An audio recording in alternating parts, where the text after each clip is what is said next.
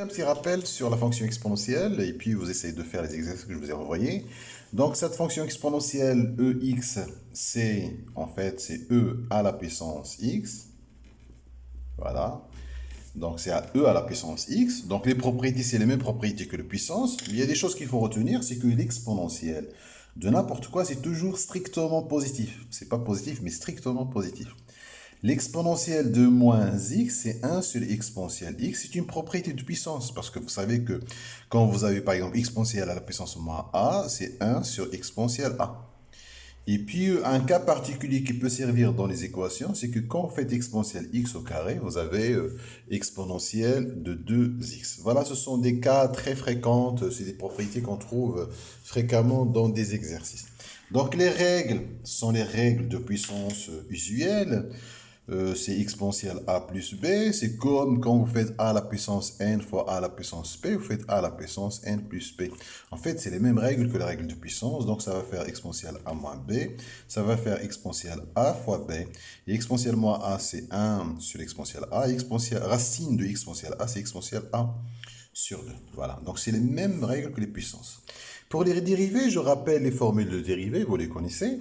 Donc, la formule générale qui marche 100%, c'est que exponentielle u prime, c'est u prime exponentielle u.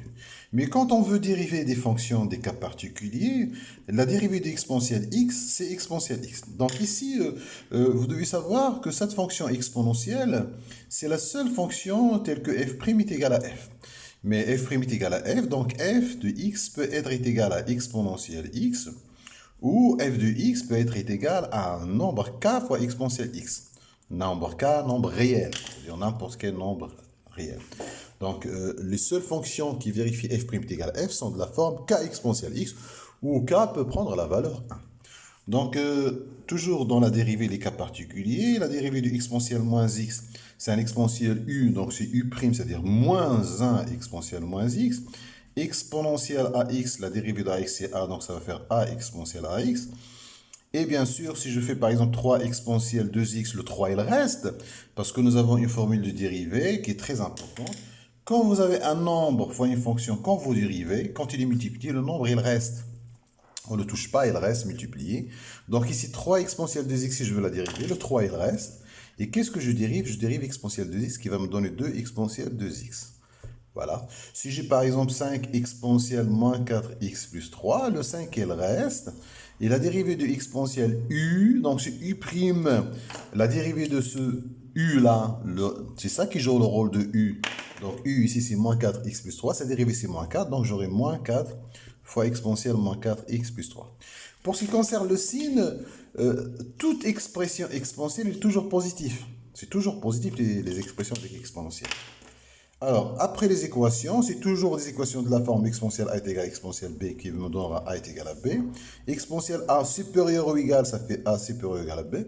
Si j'ai supérieur strictement, j'aurai équivalent strictement et ainsi de suite. Mais si j'ai exponentielle est égal à un nombre négatif, c'est impossible. Par exemple, si je trouve exponentielle x est égal à moins 3, c'est impossible. Exponentielle x est égal à 0, à l'as aussi, c'est impossible. Voilà, ce sont des cas particuliers. Voilà. Le signe, par exemple, quand vous avez exponentielle x plus 3, positif, car déjà l'exponentielle est strictement positif. Exponentielle moins x plus 5, c'est toujours positif, car déjà l'exponentielle, c'est toujours strictement positif. Si tu ajoutes 5, donc ça va être positif. Voilà le résumé. Et vous essayez de faire les exercices.